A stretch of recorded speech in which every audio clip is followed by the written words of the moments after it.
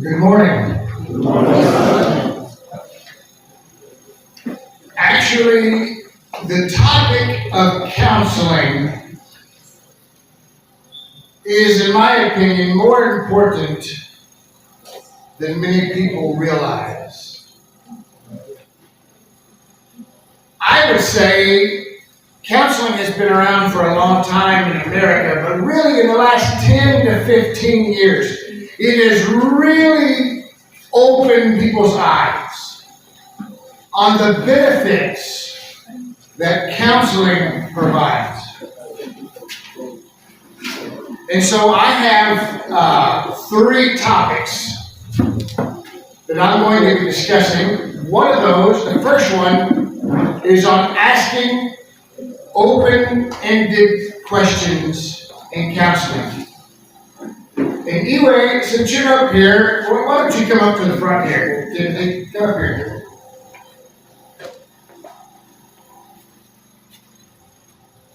Are you enjoying the lectureship? Yes, sir. What about the lectureship is the most special to you this year? The principles of counseling. Oh, principles of counseling. Let me ask you a question about this wall. Wow. Do you like this wall? It's great one. Inspiring messages. Yeah. Inspiring messages. That's right. So, do you see the differences in the questions that I'm asking? I asked a question, are you enjoying the lectureship? And he said, yes. That's it. But then I asked the question, I don't remember what I asked. What is the most special part of the lectureship this year? And you were talking about the principles. And you started discussing some things, right? Thank you, Timothy. So many times, we in our discussions will ask questions that are closed. And what I mean by that is there are questions with a yes or a no answer. Are you enjoying the lectureship? Yes.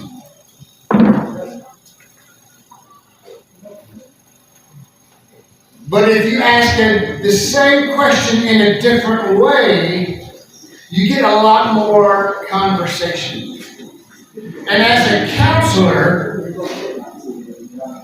you need the client, as Samuel was saying, the client. In my literature, I call him the counselee. You need the counselee to talk, to open up, to be able to discuss things. And if you ask a closed question with a yes or a no answer, there's no discussion. So you've got to think of ways to ask your questions differently to get different answers. I want to go back to Samuel's lesson on page 22 in your manual. On page 22, number 6, it says, God is testing you. And then he says the alternative approach is to reframe suffering.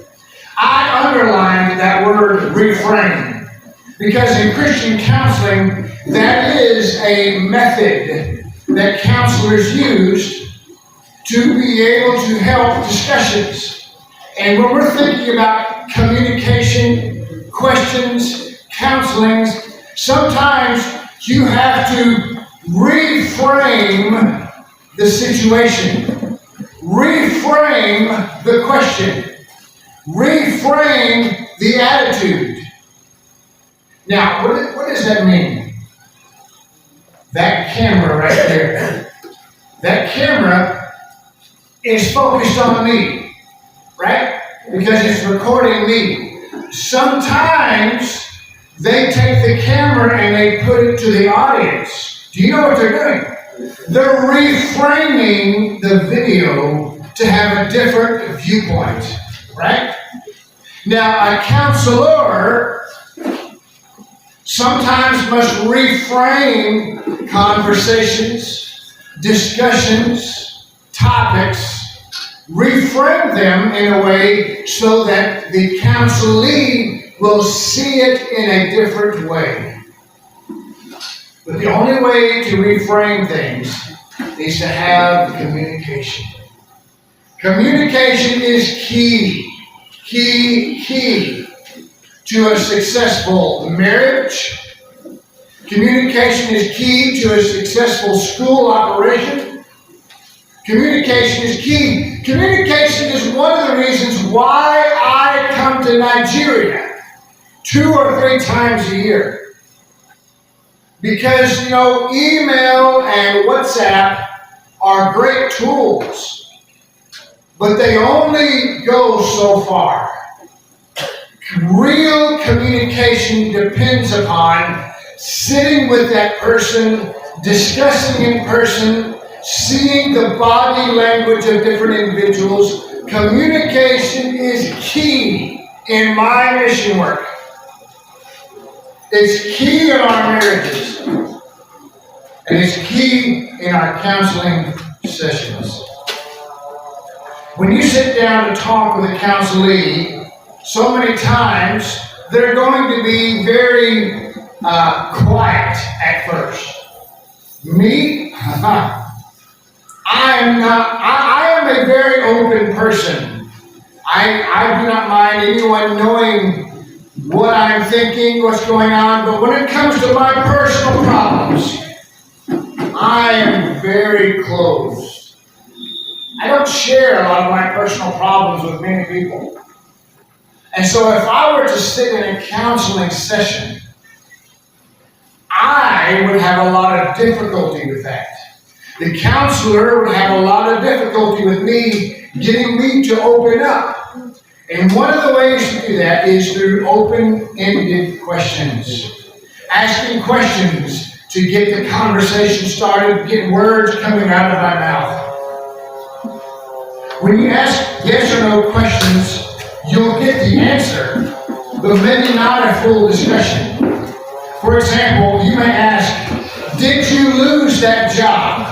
Well, that is a yes or no question. That yes or no response will not help you dig down and resolve the person's issue of why they lost that job. So you can ask an open-ended question like, why do you think you lost that job? And start letting the person discuss those reasons. An open-ended question requires a person to open up and discuss more, which will help them get the conversation rolling. Open-ended questions typically start with one of 5 open-ended words. Who, what, when, where, and why. And here are some examples of some open-ended questions. Things like, number 1, what are your plans for the future? Well, we all have things we want to do, but an open-ended question like that will get someone to open up and start thinking, oh, that's all right. Start thinking about some of the plans they may have. What are your plans for the future? What do you want to accomplish this year? That allows the person to start thinking and discussing some of those plans. Number 2, what challenges have you overcome? What skill do you want to learn? I mean, you can ask, I would like to learn the skill of playing the guitar. Me personally, I would like to learn that. Playing the guitar sounds interesting. Ding, ding, ding, ding. Playing a song. That's interesting. I had an uncle. He could just pick up a guitar and play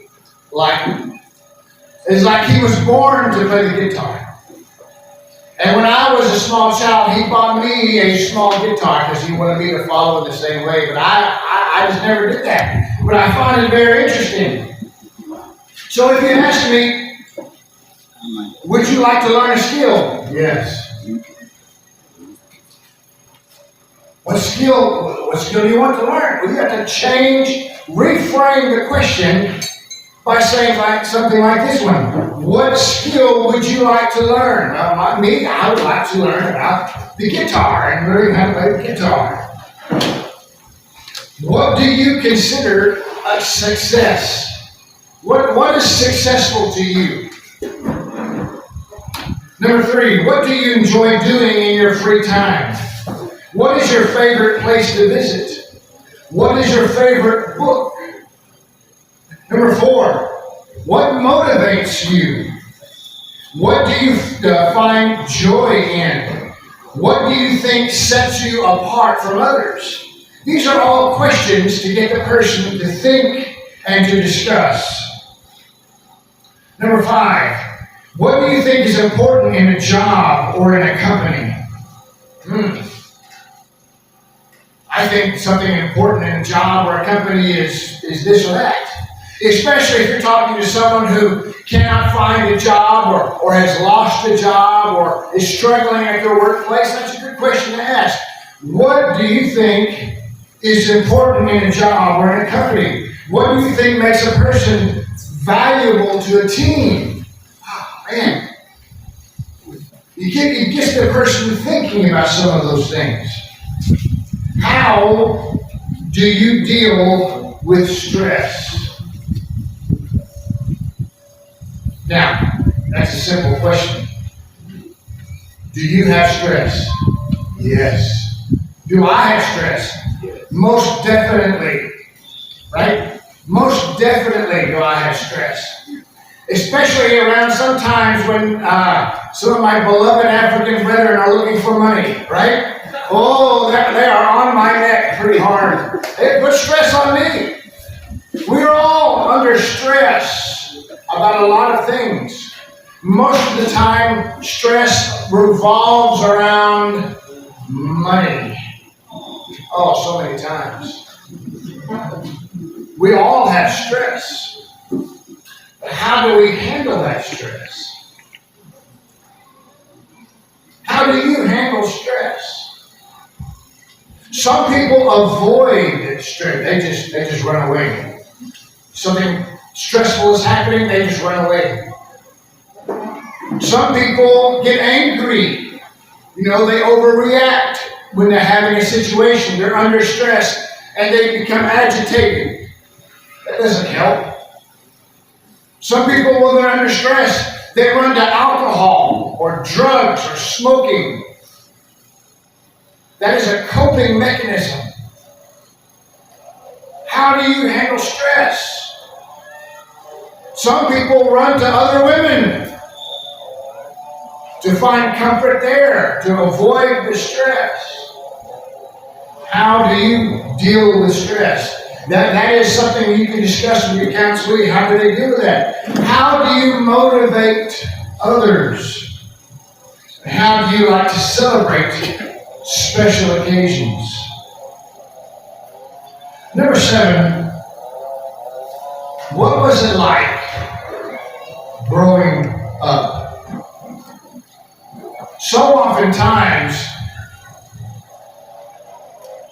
we cannot escape our childhood. How we were raised, the principles that we were taught as a child, the things that we saw as a child. We cannot escape that. How do you treat your spouse today is based upon how you saw your mother and father interact. How you treat your children is a reaction to how you were treated as a child. Maybe your parents were very strict about going and doing this. And your response to that is to just allow the child, just don't even put a rule there, because you are still upset because of how strict your parents were on that side. And so with your own children, you don't even have a rule. But then also, as with my own children, I have 6 children and 6 grandchildren, so I know about children. With my own children, I have found the words coming out of my mouth sound very similar to the words of my father and mother. We cannot escape our childhood. And sometimes we mistreat children or allow children to be mistreated, thinking, don't forget about it. Children are resilient, and children are resilient. Don't get me wrong. But I spent some time in an orphan's home dealing with orphans, and I will tell you truly, parents can treat their children terribly. It makes no sense to me at all why some parents treat their children in the way that they do.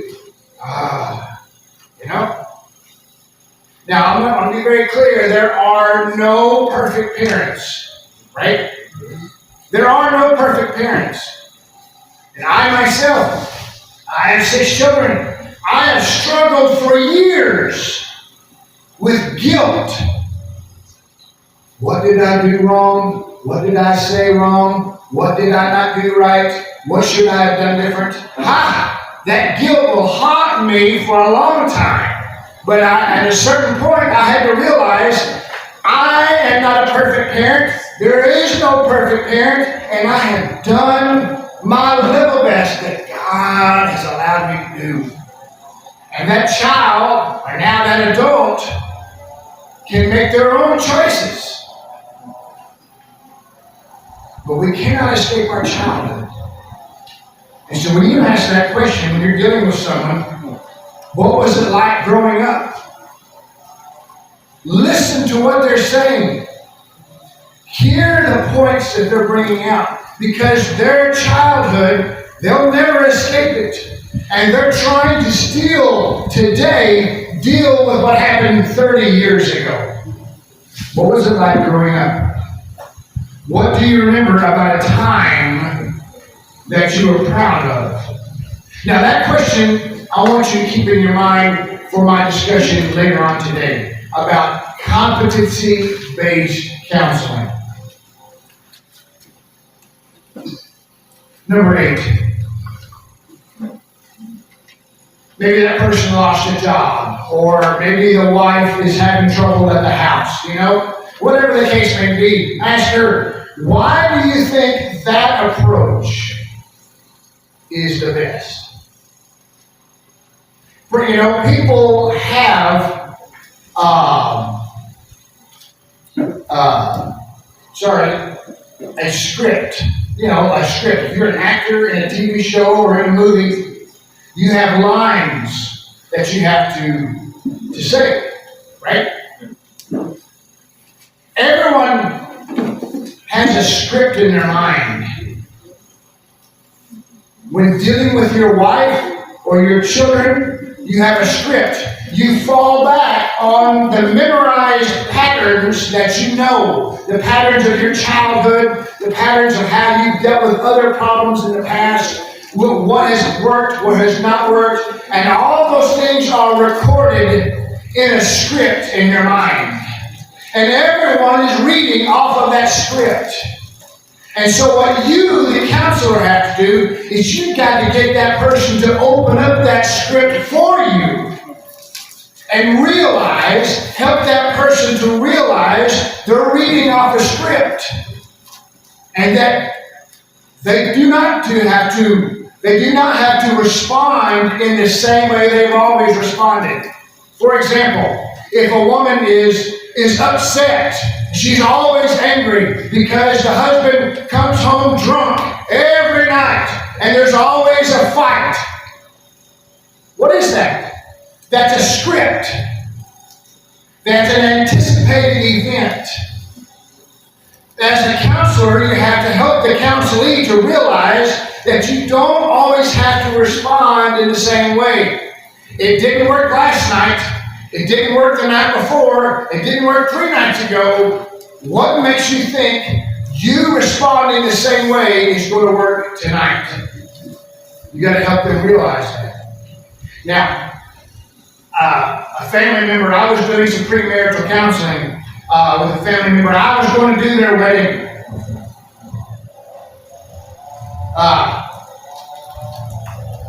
His mother and father are both divorced. The mother has been divorced multiple times, right? Now, he became a Christian in his early 20s. And he's very serious about Christianity. And he really wants to do what's right. But in my premarital counseling, what did I do?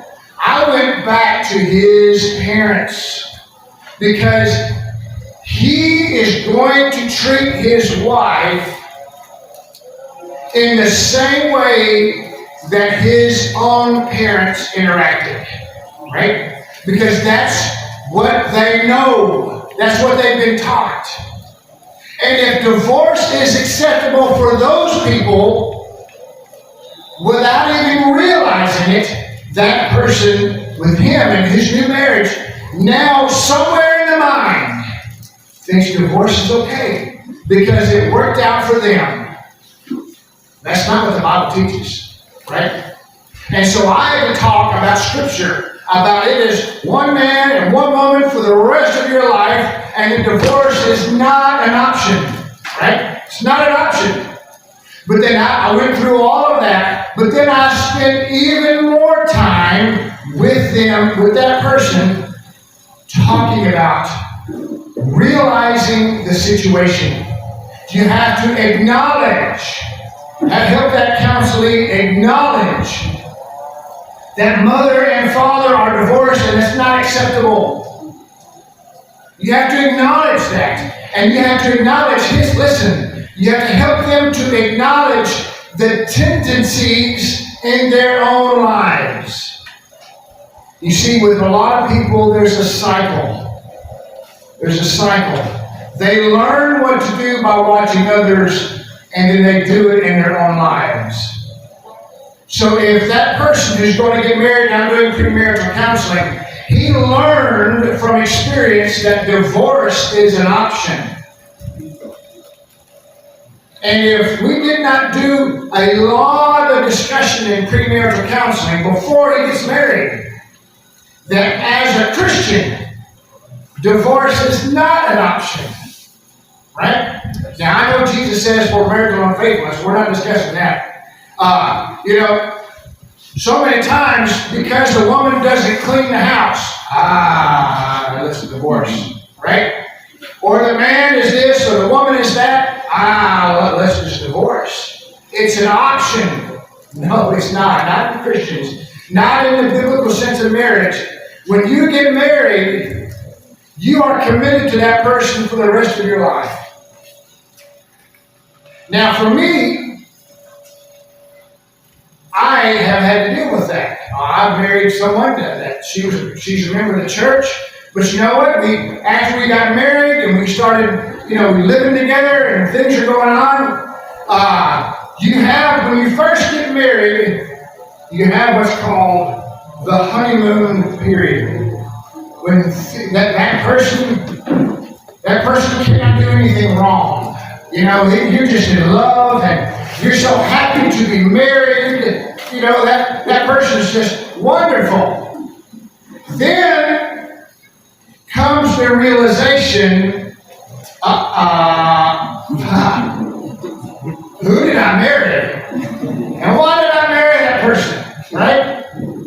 Oh man, what happened? And so I went through the same thing, honeymoon period. Oh, I love my wife. And then I went to the period, whoa, what did I get into? And why did I marry that one? And look at the things she's doing wrong. But at a certain time, I come to accept her as she is. Right? I'm committed to her. She's committed to me. And for all of my good things and bad things in my life, she's accepted me. And all the good things and bad things in her life, I've accepted her. Are there some things that I wish she would change? Sure. But I'm sure there's just as many things she would like for me to change in my life as well. We have come to accept each other. We've made that biblical commitment to marriage. Right? So anyway, when I'm in that premarital counseling session with that guy, and I was trying to help him acknowledge the tendencies for divorce, he has to realize those things so that he, going into this marriage, will realize that marriage is for life. All right. And so we're on number 8. Why do you think that approach is best? Marriage is a very sticky situation. In America, I don't know how it is here, but in America, the most dangerous situation a policeman can be in. Do you know what the most dangerous situation a policeman can be in America? Called to the home during a marital dispute. That is statistically the most dangerous time for a police officer. I tell you what. Me and my family lived in Tanzania for 5 years, and there was a lady there. She was a single mother with 2 children, trying to raise those children on her own. Before I moved there, she had already divorced her husband because he would come home drunk every night and would just beat and just beat and just beat. And finally, at a certain point, she realized she had to show better for her 2 children, and so she decided to leave that situation. And so she was trying her best to raise those 2 children. I had known her for many years, but I was discussing with her, and she started crying. She says, "Brother Chad, I wish I lived in America where men do not beat on their wives there." I said, "Oh, sister, people are people everywhere you go."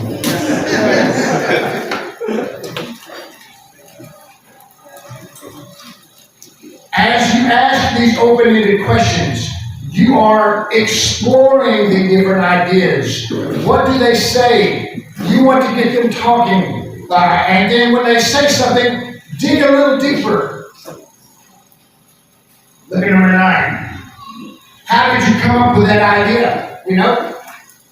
How do you like to challenge yourself? How do you think your career will look like in the future? Number 10, what needs to happen today to make this activity worth your time? What concerns do you have about making changes? These 10 lists are just examples of open-ended questions that you can ask in a counseling session. Open-ended questions are conversational and encourage people to share more information. They can be used in many different contexts, such as business interviews, right? Not just in counseling, but if you are interviewing someone for a job, ask them an open-ended question. Conversations, counseling sessions, but also even Bible studies. If you're studying with someone who is a Roman Catholic, or you believe in someone who is a charismatic Pentecostal person, and you're trying to discuss, speaking in tongues, you can ask a yes/no question. Do you believe in this? Well, that's a yes/no question. But then you have to ask a different question. Why do you think it's okay today to speak in tongues? Why do you feel it's okay to listen to the Pope in Rome? Asking these open-ended questions, you're not arguing, you're not disagreeing, right? You're just getting them to talk. Getting the things out so that you can discuss them rationally, reasonably, and help them. Bible studies, interviews, counseling sessions. Now, as I said, I'm going to go off topic for just a few minutes. Communication is key. Now, in your counseling sessions, as you ask open-ended questions and you get to talking, let's say you're talking with a husband and wife, right? Husband and wife, you're talking to them. It's very beneficial to talk to both the husband and wife at the same time so that they can both hear at the same time what's being said, right? But let's say you're talking to a husband and wife and you're asking an open-ended question. He comes home every night drunk and then you're arguing and yelling and you have a big dispute. And you might ask the question, number 8, why do you think that approach is best? And you're asking the woman, and she starts talking, well, I think this, and the husband jumps in, that's not right, that's not what I did, I didn't say that. Right? You want conversation. And so, how can you do that? Well, one of the ways, and I'm just going to use this songbook here as an example. You make a card that says speaker, right? Or maybe it's a book or a special item, whatever the case may be. But you make an agreement in your meeting that whoever is holding that card is the one who has permission to speak, right? The husband may be a very domineering person. Maybe he wants to shout you down. Maybe he wants to cut you off. Maybe he wants to disagree with everything that's being said. And the woman is used to it. Again, she's going off a script in her mind. She knows that when he starts yelling, she can stop talking. And that's not good for the counseling session. You need her to talk. So you might use a speaker card or some other thing to show whoever's holding that has the floor to speak. Hey, if you're not holding the speaker card, sorry, sir, you can't talk. That's our agreement. That allows a woman to speak, or some cases, maybe the wife is domineering, Maybe the wife is domineering and doesn't allow the man to speak. It can happen both ways. Everyone needs the same amount of time to talk and express themselves. Most of the time, most conflict can be resolved when all the parties understand your feelings. They understand the situation. And when you allow that woman who gets all upset because the man comes home every night drunk, allow her to express her frustration, not yelling and disputing, but just allow her to express why it upsets her so. Oh, it upsets her because she has to put the children to bed by herself. She had a father who always came home drunk. Or she might say she wants her husband to be a good Christian example in the church. All these different reasons why she might be angry with the husband coming home drunk every night. Allow her the chance to express those feelings. Same with the man. The man may be coming home drunk every night because he is broke financially. He's stressed at work. He's afraid of losing his job. And the only way he knows how to deal with that is to go to the alcohol.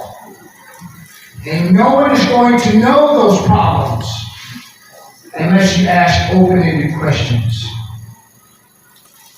Now, later on, we're going to have lunch. And when you have lunch, it comes in this side, right? And it comes out the other side, right? Now let me ask you a question. When your lunch the other side, what do you want to do with that? Do you want to put it back up on the table? What? When you are counseling with people and you get them talking with open-ended questions and you get them discussing and expressing their feelings, and they discuss that issue, let's just say marital infidelity, right? Or it might be the woman spent all the money. My own father-in-law gave his mother $5,000. That's all the money that he had at that time. Gave his mother $5,000 and didn't tell his wife for several days. And when she found out, she was not happy. Mostly because he didn't carry her along, right? But let's just say, for example, that happens. Say the wife spent all the money, or maybe the man was unfaithful in the marriage. And that has happened in the past, right? That is the rubbish. That is the sewer. Nobody wants to bring it back on the dinner table and eat it again. But so many times in conversations between a husband and wife, it's been 3 years since he was unfaithful. But every time he does something wrong, she brings up the marital unfaithfulness. Every time he does anything wrong, she brings up on the table how he was unfaithful 3 years ago. Or it's the same on the other side. Every time she does something wrong, he brings up that she spent all the money. I can't believe you gave all that money away. And so every conversation, they're bringing up the sewer on the table. Right? Because they don't know how to deal with their issues. They just want to have an argument. One of the things you can do is have what we call a sewer contract. A sewer contract. That when something bad happens and you deal with it, it's resolved, right? You put it down in the toilet, you flush it, you pour water down, it does not ever come back up on the table. And so with this sewer contract, if the man was unfaithful 5 years ago and the woman wants to bring it up again, sorry, you're not allowed to do that. It's been forgiven, it's been resolved, you can't bring it up again. The same is true for the woman spending all the money. You can't bring that up every time you have a conversation. It's been resolved, it's been forgiven, it's been put away. Don't keep slinging up the past just to get back at your spouse. Remember, it is always good to listen without distractions. Whenever you're counseling with someone and you're asking open-ended questions, it is always good to turn your phone on silent, right? And even for the counselee, turn your phone on silent. Because you're trying to ask open-ended questions. Oh, how do you think that makes you feel? Or why do you think you acted that way? And then the person wants to respond, but they're always, hang on. Yeah. Well, I think that, hang on. Well, I think my father, hang on. Try to have an area without distractions. Put your phones away. Don't have the television or the radio on. Have a conducive environment without distractions. I want to teach you about active listening. Active listening. And I think I have a section on it later, but we're going to go ahead and talk about it now. When you are in a conversation as a counselor, and a counselee. And that counselee or that client is telling you something about, okay, let's just go back to our example about the husband comes home every night and is drunk, and then she has an argument with him every night. Okay? You're the counselor. You need to practice what's called active listening. So she has told you all of these things. She's telling you he comes home every night and he does midnight and he wakes the kids up and I put them back to bed and all these other things. She's going on. Active listening, what you do is, now listen, you repeat, you summarize and repeat what the counselee said in your own words. So she's going on about, he comes in at 1 a.m. drunk, and then he wakes up all the neighbors, and he knocks over the table, and all these, she's talking about all these, wakes the kids up, and all these problems that she's discussing. Then when she's done, you are actively listening. You say, now what I hear you saying is, he comes home late, he's disturbing the neighbors in the house. So it's not judging, you're not agreeing or disagreeing with her, right? You're just repeating what she says in your own words, right? I cannot. Now, I was taught that in counseling class when I was in preacher school, but I have used that in every avenue of my life, right? I have used that in every avenue of my life, where I am trying to have a conversation with someone and I really want to hear what they're saying. I actively listen. I listen and then I repeat in my own words. Here is what I hear you saying. And then I repeat it in my own words. And then she will either confirm or correct me. She will confirm my summary by saying, yeah, what you said is right. Or she will correct me. She'll say, no, that's not at all what I mean. I mean this. I encourage you to practice active listening. Stay on the subject. When you ask open-ended questions, and you can have the conversation go anywhere, but when you're discussing the drunk husband at night and she's arguing every day, don't start talking about school fees or the car broke down. And that's not the discussion. That may need to be discussed, but you need to stay on topic. Help the counselee stay on topic on what you're discussing. And then don't get angry. And don't be judgmental. One time I was doing a counseling session with a woman who routinely enjoys having sex with males and females. Now, I don't agree with that, right? And she's a member of the church, so that irritates me even more. I'm agitated because she's not doing right. She is sinning. She's practicing sin, but she's coming to me for counseling. So what am I going to do? Am I going to immediately start pointing my finger at her and start saying, you're a sinner, you know, homosexuals shall not inherit the kingdom of God, does that help? No. I've got to swallow that just a little bit.